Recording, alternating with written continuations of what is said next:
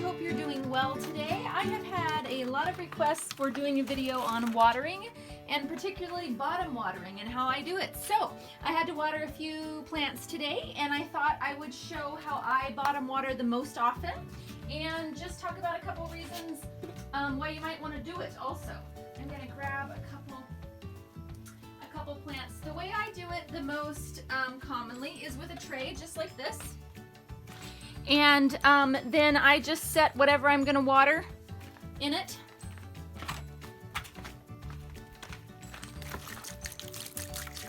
We fill up lots of jugs with rainwater. We have a rain barrel system. So I just fill it depends on what I'm watering and how many I'm watering, but I'm going to go ahead and fill this tray up. And hopefully this is picking it up fine while I'm walking around and grabbing things.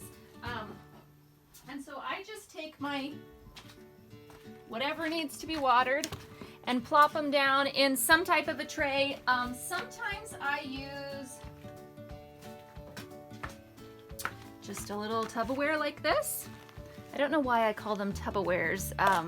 A little kid once started calling them Tupperwares that I was around, and so we all started saying that instead of Tupperware, but this is neither. This is like a little, cheap Rubbermaid container. But if I just need to water one of my bigger ones, a lot of times I'll take it and just poke it in a pot like this, and then you just leave it until they're soaked up. So when the top of the soil is nice and moist, or sometimes it doesn't go all the way up, when you can just barely dig your finger down and everything is moist, then you know that they're ready to be taken out and something else can be plopped in their place. I'm going to grab a few more here to set in, and then I'll show. This tray is a seeding tray that I have. It's a little bit smaller than some of my others, and I really like these for watering. But you can also use trays like this here, which are just, a flat size tray. And they have no holes in them. You can get them on Amazon for, I think, a couple bucks a piece. And they're inexpensive. They're just larger, and so it takes, if you don't have a lot of plants, for me, I have plenty of plants to fill up multiple trays. But in the summer, so to talk about why you might want to bottom water, in the summer, in my opinion, it isn't as critical with succulents most of the time. In the summer, they dry out faster, they have a lot better air circulation, generally speaking, especially if they're outdoors, and they also get a lot more sunlight, which helps kill bacteria and stuff that might grow up. In the winter, however, there's so many things that can splash up from your soil, especially if it's new plants. And why I say especially if it's new plants is because you don't know what type of soil it's in, you don't know what all it's been exposed to or around, etc. So any fungus, bacteria, etc. that are down here in the soil when you water, just for demonstration, even if you're fairly careful, particles will flip up onto the plant, and bacteria, fungus, etc. from the soil will then be transferred directly to your leaves. Now, sometimes that doesn't matter. It's perfectly harmless bacteria and it doesn't bother it whatsoever. But with some of these succulents, they're really, really sensitive to certain fungi and bacteria that are often in potting soil, because they don't have the antibiotics or whatever to protect themselves, because where they grow naturally, those types of mediums just don't exist. And so those types of bacteria that are generally using those mediums for a host don't exist either. And so they don't have anything to ward them off like other plants do, because I've seen quite a few people say, well, it's dumb that you say you need to bottom water succulents because that's not natural, because rain comes down from the sky no matter where you live and no matter what you're growing. So it's kind of ridiculous to say succulents should be an exception. The problem with that is we are planting them in different things that they're not really used to growing in. And we have, coconut husk and potting soil, which might have peat or other things, or just compost and things like that. If you're planting in a pure pumice or a sandy, really sandy mixture that is only the type of ingredients that I'm calling soil ingredients as if it's cooking, but you know what I mean. Only the type of substrate material that would be in their natural environment, bottom watering becomes far, far less important. So I just wanted to put that out there. If you're growing in a really, really inorganic material, bottom watering isn't nearly as big of a deal.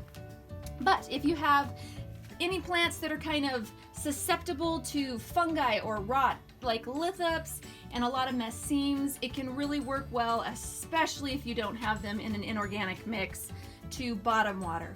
And so in the winter, if you've seen some of my tours and stuff in my grow tents, I keep most of my plants in trays already, so that it's just super easy to just dump water in them.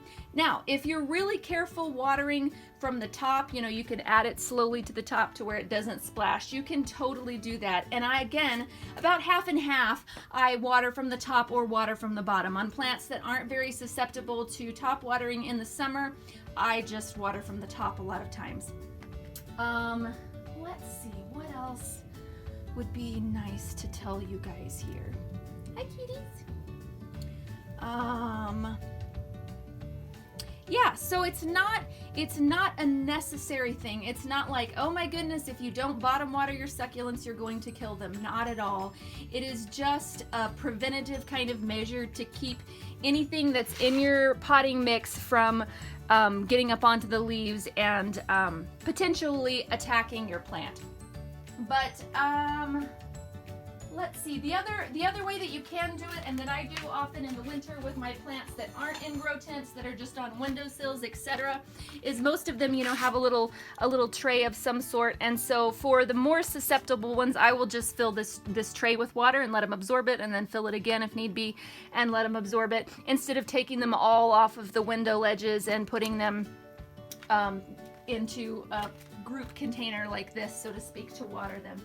Also, if you have plants that have come to you from a supplier that was fairly heavy on the peat or potting soil type mixes, sometimes they can form a really, really hard crust on the top. And so when you water, I wish I had a plant to demonstrate this on, but I don't have any of mine that are planted in awful medium.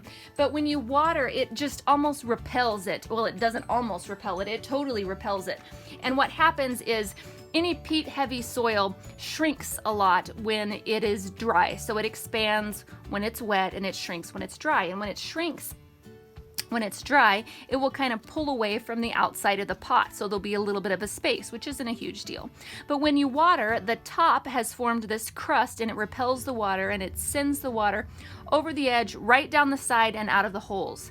And what happens is a lot of people are advising people to water their succulents until the water runs out of the bottom, to make sure that they're thoroughly soaked, which is a great piece of advice in general. However, if you have that type of soil, the water running out the bottom isn't an indication of whether or not the soil has been saturated. It's just it's being repelled off the top and going right down the sides and out the holes. And one thing that really, really helps with that type of soil is bottom watering. You can just set the pot into the water and wait until it soaks up, and that will assure you that you actually have your soil soaked and not just the water running off the top and over the sides and out before your plant actually really got a drink. Now, hopefully long term you wouldn't leave your succulents in a soil like that, but even for non-succulent plants, if they're in a soil that easily repels water, bottom watering for any type of plant, indoor, outdoor. Outdoor obviously is harder. This only works for potted plants, of course, but sometimes outdoors it's even great to use with potted plants. Just set them in a tub or a tray to make sure they get a really, really good soaking, because it is hard for if I were to water like this one, for example, right now, it would be really hard for all of the soil to get saturated before it came out the bottom. Now in the winter, that's not such a big deal, because deep watering, depending on where you live, when it's cooler and a lot more mild, having the soil thoroughly saturated, you might not even want to. Sometimes you do, but sometimes you won't want to. But in the summer, deep waterings for succulents really is better. A lot of people recommend misting and spraying, and it's really a bad idea long term for their health. Now, in certain environments, like if you're living somewhere, in the Philippines, or even some parts of Florida and the East Coast where it's really, really humid, that may be a great idea. And misting, because your soil is kind of staying damp anyways, misting can give them just enough to be fine. But for most environments, misting long term, again, because people argue with me, and I understand that, because they're like, my succulents are healthy. But my question is, how long have you had them? Have you had them for multiple years? And are you in a really humid environment? Because if not, misting isn't a good long-term healthy plan. They need some good soaks. In their natural environment, they don't get a lot of rain, but when it does rain, it's usually a fairly deep rain. And so, well, it doesn't have to be super deep to get down to their roots, but deep enough that they can get a really good drink.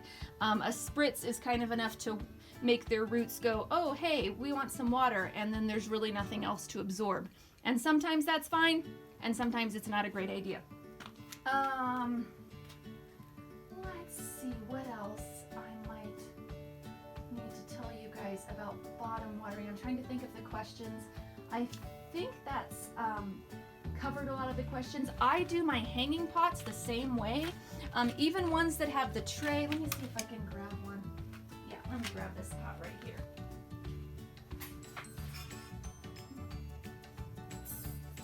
Even plants that have, so here's a little pot of hanging pearls here, or string of pearls.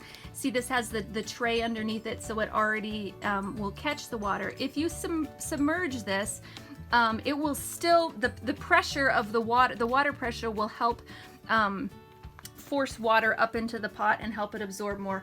Because a lot of times with hanging pots, they can be some of the most frustrating, because you water them and then it goes down the side, or it just doesn't, it's hard to know that it's thoroughly soaked. And so if you're wanting one thoroughly soaked, put it in a bucket, water it really, really well, even if you want to water it from the top, or just put it in a bucket and it'll fill up this bottom tray. You don't have to pry it off. You can pry, some of these will just pop off really easily. And if that's the case, popping them off and then setting them in a tray like this. But if you leave it on, you need a little bit deeper of water to force it up into the pot. So you need a little bit deeper of a tray than something like this. I would use one of my slightly deeper containers like this for that, generally speaking, if I was needing to give this a good soak from the bottom up. And at least a couple of times a year, I like to set all of my hanging pots in a really good container of water and let them just soak. And again, only for a couple hours. It's not, not a really long-term thing. This guy looks like he's needing a couple of the strands are thirsty up on top here, but most of them are looking good. Getting distracted. But anyways, I like to soak all of my hanging pots really, really thoroughly via bottom watering at least a couple of times a year. It really seems to help give them a boost. And when I'm bottom watering, if it's plants that I don't generally bottom water, like the hanging plants, I usually fertilize at the same time. So I'll have a tub. I don't have a tub to show you right now, but I'll have a tub, some kind of a plastic or Rubbermaid tub, and put the fertilizer and mixed in the water in that, so that they're soaking up all of that goodness. Now, do keep in mind when you fertilize your succulents that you want to do it half strength or so, not full strength. They can burn really easily and have some issues, so keep that in mind. I'll just throw that in there. But I really like to fertilize when I'm bottom watering, because they can get a really good thorough soak up and soak up all the goodness. Alrighty, if you have any questions about bottom watering that I didn't answer, please leave them in the comments below. I am happy to answer anything I didn't, if I know, and if I don't, I am happy to say I have no idea, you guys. So if I didn't answer anything, do feel free to leave that below, and hopefully this was helpful. I know bottom watering sounds weird and can kind of be like, what are you even talking about? So hopefully this gives you an idea. It's just the plants soaking up water from the bottom of the pot so that nothing gets on their leaves or potentially spreads any diseases or bacteria. The other reason that you might want to bottom water is with plants like this that have this powdery coating on them, watering from the top can sometimes disrupt that. So if you want to keep everything as undisturbed and untouched as possible, then that's another great reason to bottom water, also just for aesthetic reasons and not necessarily the health of your plant. And we have to get the lazy kitty here. He seems to wonder who I'm talking to when I'm doing videos and no one's around, and he comes and looks at me like, what are you even doing right now? This is Toby, by the way. This is our very, very good kitty, Toby. But they're all very good.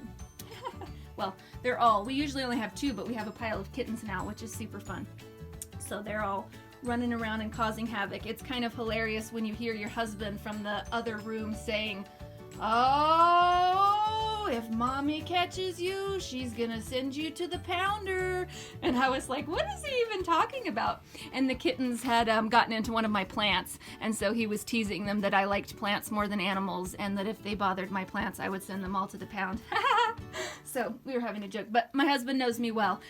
He was totally teasing though, because pretty much the only thing I like more than plants is animals. So, but thankfully we won't be keeping all of the kittens, so they hopefully won't be causing too much havoc on my plants long term. Let's see. I feel like I'm forgetting something, but I guess if I am, I will make another video. I think that's it for today. I hope you're doing well. I will talk to you guys soon, and happy growing!